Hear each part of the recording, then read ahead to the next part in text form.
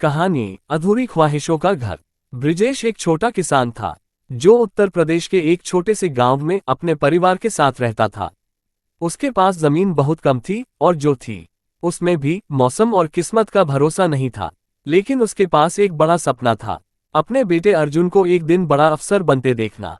ब्रिजेश अक्सर खेत जोतते समय सोचता, मैंने तो जीवन भर मिट्टी से लड़ाई लड़ी है, अब अर्जुन को कलम से लड़ना होगा।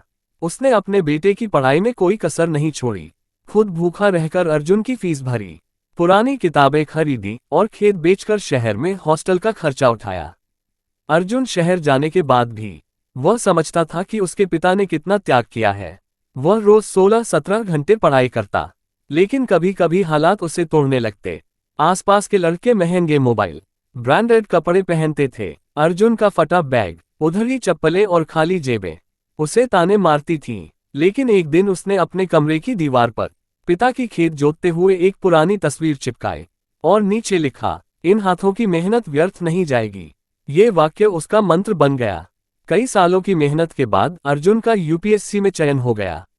गांव में जैसे त्योहार सा माहौल बन गया। ब्रिजेश की आंखों में आंसू थे, गर्व के भी और राहत के भी। जब अर्जुन अफसर बना तो सबसे पहले उसने अपने गांव में एक स्कूल बनवाया और उसका नाम रखा ब्रिजेश किसान विद्यालय। उसमें गरीब बच्चों को मुफ्त शिक्षा मिलती थी। एक पत्रकार ने अर्जुन से पूछा, आप अफसर बन गए, स्कूल भी खुलवाया, अब आगे क्या सपना है?